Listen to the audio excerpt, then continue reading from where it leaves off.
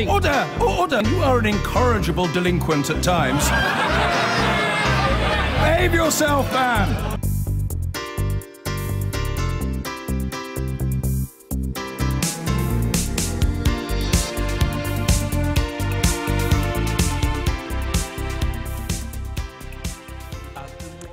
Now, next month, Theresa May will begin formal negotiations with her European counterparts on what the future EU-UK relationship should look like.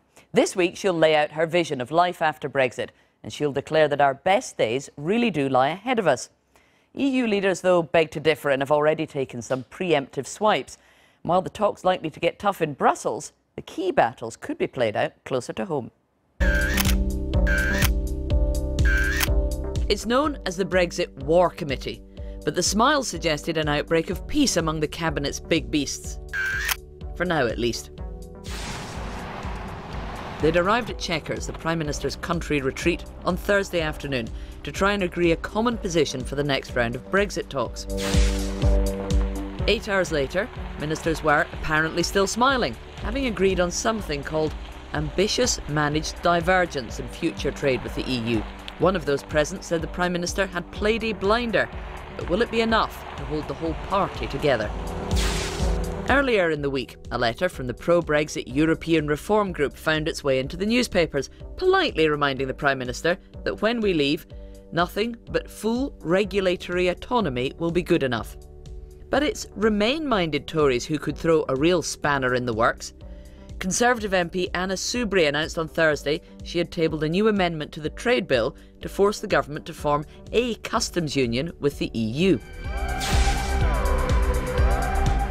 27 other EU countries also need to be won over. Brexit Secretary David Davis was in Vienna on Tuesday, colourfully describing what Brexit will not look like. They fear that Brexit could lead to an Anglo-Saxon race to the bottom, with Britain plunged into a Mad Max-style world borrowed from dystopian fiction. These fears about a race to the bottom are based on nothing. But the EU are not convinced. European Council President Donald Tusk arguing that the UK was still trying to cherry-pick its future relationship with the EU. I'm afraid that the UK position today is based on pure illusion. Until now, Jeremy Corbyn has played his Brexit cards close to his chest. He may begin to reveal his hand in a major speech tomorrow. And this week, he unusually raised Brexit at Prime Minister's questions. This government isn't on the road to Brexit, Mr. Speaker. It's on the road to nowhere. And I congratulate the right honourable gentleman, because normally he stands up every week and asks me to sign a blank cheque. And I know he likes cheques, but really, that is terribly embarrassing. That was a reference to reports that the Labour leader had held meetings with a former Czechoslovakian spy in the 1980s. Mr Corbyn hit back at those reports with a social media video in which he said, rather cryptically, change is coming to the newspaper industry. Publishing these ridiculous smears that have been refuted by Czech officials shows just how worried the media bosses are by the prospect of a Labour government. They're right to be. Tory MP Ben Bradley had to apologise to Mr Corbyn over a tweet about the allegations, saying, "I accept that I caused distress and upset to Jeremy Corbyn by my untrue and false allegations suggesting he had betrayed his country by collaborating with foreign spies." But it wasn't all Brexit and brush passes. The Prime Minister began the week announcing a review into higher education. We now have one of the most expensive systems of university tuition in the world.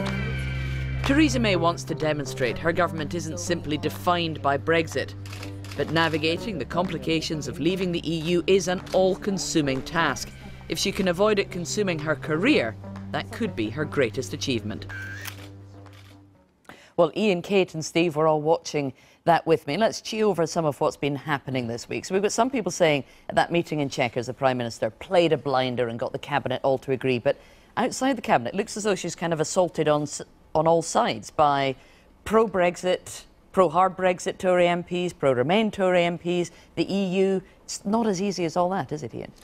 Well, it's never going to be easy for a Prime Minister who hasn't got a parliamentary majority, but she is very resilient. Whenever she's knocked down, she bounces back again. I think she's had actually quite a reasonable week this week, starting off on the front foot on student tuition fees, ending the week with the meeting at Chequers, which I think a lot of commentators thought was going to be a disaster, that they wouldn't actually agree on the way forward. Now, the proof of the pudding will be in what she says in the speech on Friday, because we've got Jeremy Corbyn on Monday, and effectively she's got to come up with a little bit, well, probably quite a lot more detail than she has done in the past. But I think they've got the basis for that now.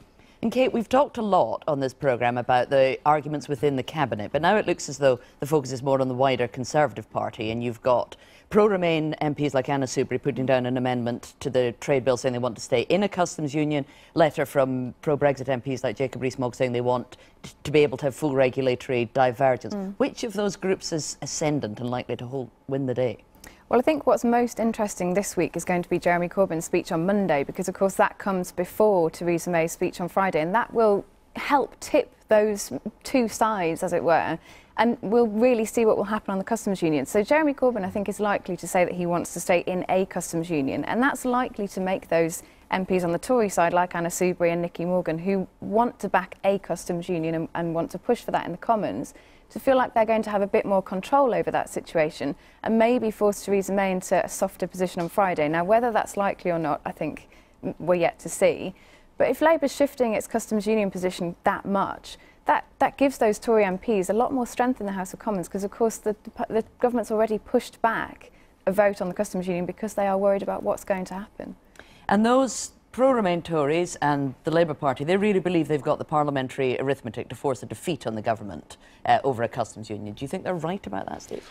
Well, certainly in theory they are right. There are enough Conservative MPs, if all the opposition, or virtually all the opposition, vote for this amendment. The government faces a defeat with profound consequences.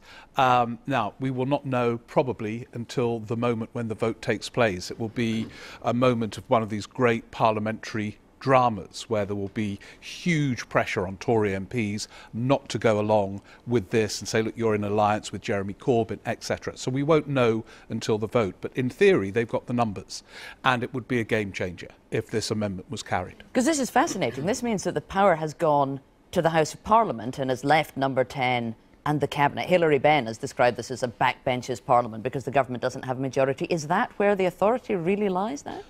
In some ways it is. I'm not sure I agree with Steve on the parliamentary arithmetic, because there will be some Labour MPs that vote with the Conservatives. You're going to be talking to one of them later, yeah. Frank Field, I imagine he would. John Mann, Graham Stringer, Kate Hoey, there are a group of them. And I wonder about the numbers on the Tory benches. There's a hardcore group of about 10 or a dozen that you think, well, might well support Anna Soubry's amendment, but I don't really see it going much beyond that. But you're right, it'll be on a bit of a knife edge. But, I mean, if it came to it and the government were defeated on this, I mean, then we are in uncharted waters, because the government could actually make it a vote of confidence. It would be unusual to do on an amendment to a bill, but it's possible to do. Or they could then call a vote of confidence, and that really would put Anna Soubry and all the others in a bit of a tricky position, because if they did vote against the government on a vote of confidence, they would have to be deselected. OK, well, we'll be talking to you all three throughout the programme. And listening to all that is the former Conservative leader and leading Brexit campaigner, Ian Duncan-Smith. Welcome to the programme. Do you accept there's a significant chance that the government could be defeated on a customs union in the House of Commons? You know, when you don't have a majority, there's a significant chance you can be defeated on anything, frankly. So let's just kind of... I do love the way the media looks at this. Take a pace back. It's a government that won the election, didn't get an overall majority, so that means almost anything that anybody's upset about can actually cause a problem for the government. Fact of life.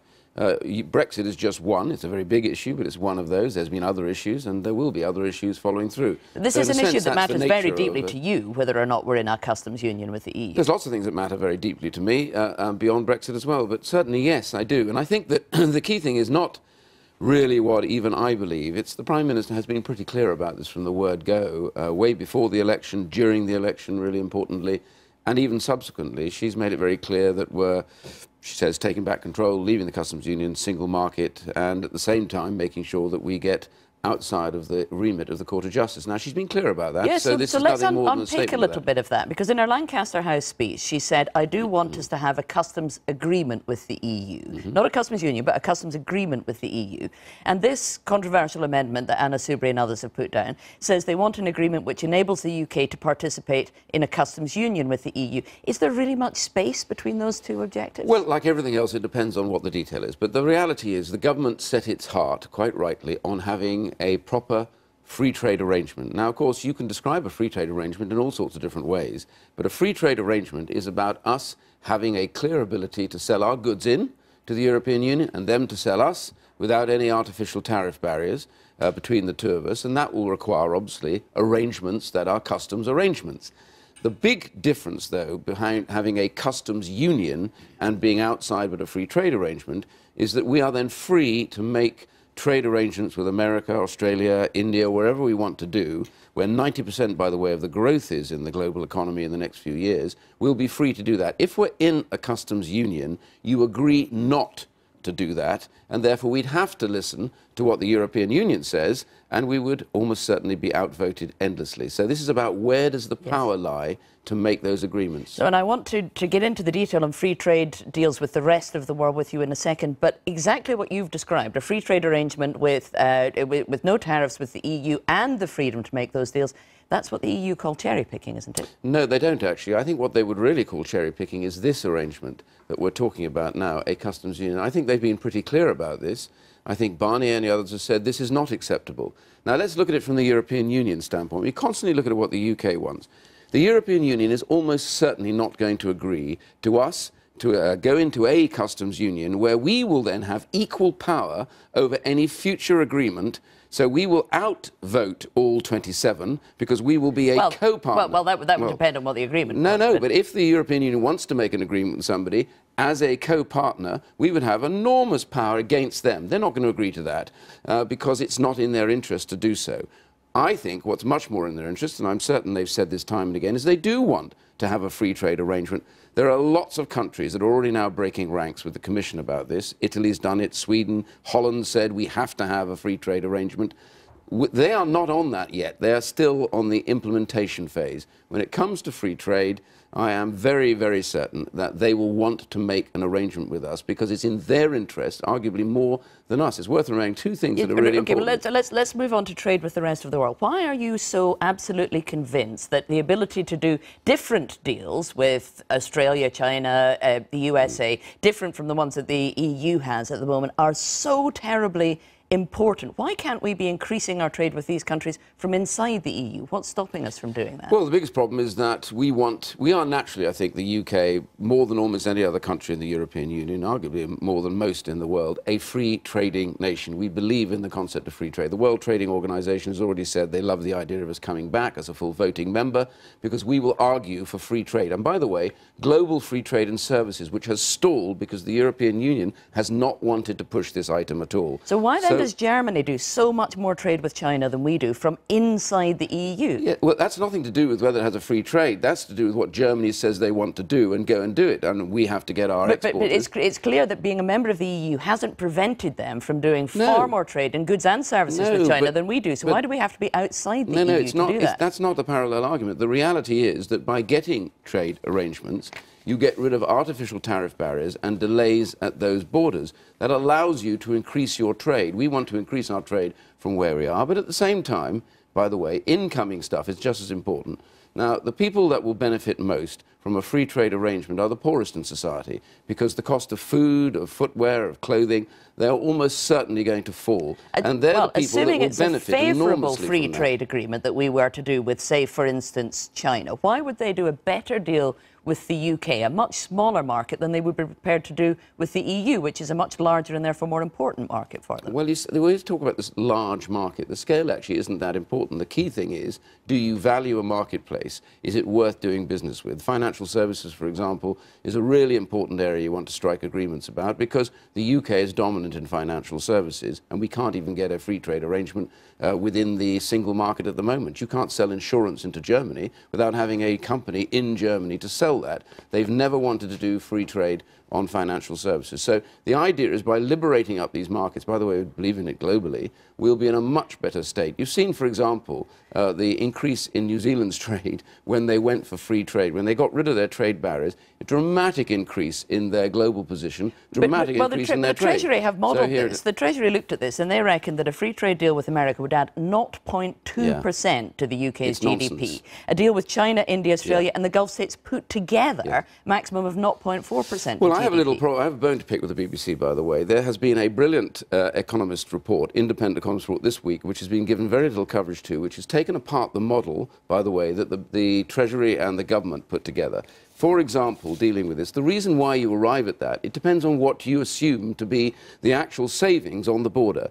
The government has only assumed a 4% saving on getting rid of tariff barriers. In fact, almost every economist in the world agrees it's nearer to 20% saving. So as a result of that... this study has been covered in the BBC. It was on the Daily Politics on Friday. I've had a good look at it, and it assumes zero tariffs on absolutely everything. It's an extremely optimistic forecast. Hold on, it assumes a 10% tariff at the end of the day. It assumes tariffs falling to an average of 10%, not zero. They could go to zero very happily, which would improve it even more.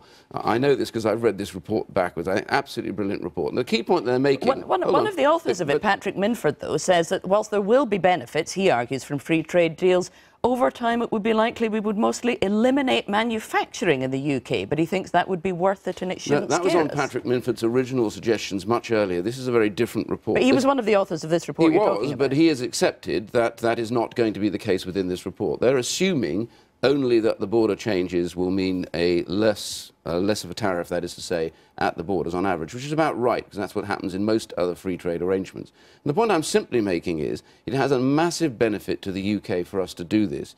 That's why going for a free trade arrangement with the European Union is the right way to go. And, you know, we do forget all the time what Europe itself wants. There's arrogance. I think Labour's in a complete mess about this. They went round. We're going to talk to them about that. They went round the election telling all those seats that voted to leave that they were in favour of leaving the customs union and the single market. And Barry Gardiner said it was making you a vassal state if you stayed in the customs union. We'll ask Labour themselves about their position in the customs union. Theresa May has made it very clear we're out of the single market, out of the customs union. And I say to my colleagues, by the way, who might change some of this, I say just be very careful on this one, because you're being invited into a Labour Party tactical game which will actually end up in real damage to the United Kingdom. Ian Duncan-Smith, thank you very much for talking to us. Now, that was the Conservatives, but what about Labour? In 24 hours' time, Jeremy Corbyn will give a keynote speech on Brexit, and all the signs are he will back the UK staying permanently in a customs union with the EU. But over 80 senior Labour figures today have urged Mr Corbyn to go further and support staying in the single market as well. But how would that go down with the millions of Labour voters who backed Brexit? Here's what the Shadow Brexit Secretary, Keir Starmer, said earlier this morning. Well, we've long championed being in a customs union with the EU and the benefits of that. Obviously, it's the only way realistically to get tariff-free access. It's really important for our manufacturing base. And nobody can answer the question how you keep your commitment to no hard border in Northern Ireland without a customs union. And we've always said that the benefits of the single market must be there in the final agreement. And that's a really important commitment, because in the end, however you arrive at that, in whatever the instrument or agreement it is, the benefits have got to be there. Now, Labour is agreed on that end state. There's obviously an argument about how we get there. Well, to discuss that, I'm joined by two Labour MPs who fall on opposing sides of the Brexit argument. Frank Field was a prominent member of the Leave campaign. Stella Creasy is a supporter of the pro-EU group Open Britain. Thank you both very much for coming on the programme. Stella Creasy, you're one of those who've signed this letter to Jeremy Corbyn today, asking not only to stay in the customs union, but also the single market. If you're in both of them, are you really delivering on the referendum Brexit result? Well, there are lots of different combinations that still leave us leaving the European Union, but do what I think Labour people across this country, and that's why there's support from across the width and breadth of the country, across the width and breadth of the party for this letter, which is protect the jobs, protects the incomes.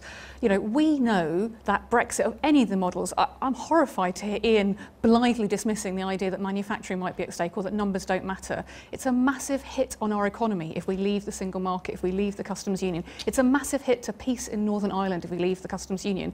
These are core Labour values, and that's what we're standing up for. But you're asking to stay in the single market as well, and there's a problem with that, which is you fought an election last year and a manifesto that said free movement will end. You can't stay in the single market and end the free movement of people. It's not possible. Well, I'm actually on the Council of Europe on the Migration Committee. There's lots of people around Europe who are willing to talk about how we make freedom of movement work, because they recognise that actually politicians haven't got it right across the European continent. But if we're not there's fighting making to it work and there's ending it. The manifesto said it will end. But if we're not fighting to stay in the single market, we can't have that conversation about what a reformed freedom of movement might look for. And I also happen to think that freedom of movement is a very important right for people here in this country. I don't want to have to say to kids in Walthamstow or Birkenhead that actually their ability to work for a company that has a base outside of the UK will be hampered by decisions we've made. That's not a good choice for them. That puts them in an austerity Britain, and I don't want to do that. Frank Field, does this sound like a Brexit you could sell to any Leave voter? No, and you know perfectly well we can't sell it. And I'm obviously looking forward to what Jeremy says tomorrow, because you've all hyped it up. But on every vote we've had on Europe before he became leader, Jeremy and I were in the same lobby opposing, deeply suspicious of this organisation, which is corrupt. It's never got its accounts ever audited. It's bankrupt. It actually. But whatever he says tomorrow, he won't be arguing to stay in the EU. He'll be arguing for the customs union. You can't say that of the customs union. Oh no! Please let me finish. It's deeply corrupt. It's bankrupt. It's destabilised Europe with all this pretense about it's brought peace. Look what we've done to the area around Russia. All of that. Now, given there's a number of states within Europe who depend on our contribution, we should actually be voting for a clear declaration. We want a free trade area, and we have money. Now, what are you going to choose? I think we should take the gloves off in these negotiations and look at the real power structure here. They need our money, and for reasons which Stella's put forward, we need access to a free market arrangement. So what's your problem with Jeremy Corbyn saying that the Labour's policy will be clearly to stay in a customs union? Well, two things. One, it goes against what we said at the election. It goes against all the scare tactics during the campaign. All the major figures were saying, you know, if you vote here, you're leaving the customs union, you're actually leaving the free market. There was no question about what the referendum was deciding, and the politics of this is, are we going to be run by a London agenda? I know Stella's got huge other issues that she reaches out across the country, but this is essentially a London agenda against Labour voters, particularly in the north, where we've except that you've got the Mayor of Liverpool who signed this letter, the leader of Newcastle Council. Look, Frank, you and I were in the lobby fighting together against this government's welfare cuts. That's a £12 billion cut. Let me finish, Frank. That's nothing to do with this. Because it absolutely is. Because even the bare minimum model that we're talking about would be a bigger hit on our economy, on the communities that we represent. How can we vote for austerity, Frank? That's what you're talking about doing. How can you do that to the voters, the people who work in the Vauxhall plants in the Wirral, who are desperately frightened they're about to lose their jobs? How can we do that to the people in Northern Ireland, Frank? Let me answer you, please. First of all, we've been through the courts. There is no problem about the Good Friday Agreement being challenged by this at all. We've got time. I'm really happy to discuss. I think there are some significant problems with the Good Friday Agreement and the customs union. No, it will remain, and that will be one of our requirements. But if we've got time, I'd love to discuss that with you. About the austerity, can I actually answer that? Yes, address that. We are actually a net contributor. We will actually have money to actually be brought back. And while one or two people have signed, the odd mayor here and there, if you look at the parliamentary arithmetic, Mrs May almost hollowed out our vote in the north. Some of the seats were only kept by a handful of votes. These are seats which voted very, very clearly to leave.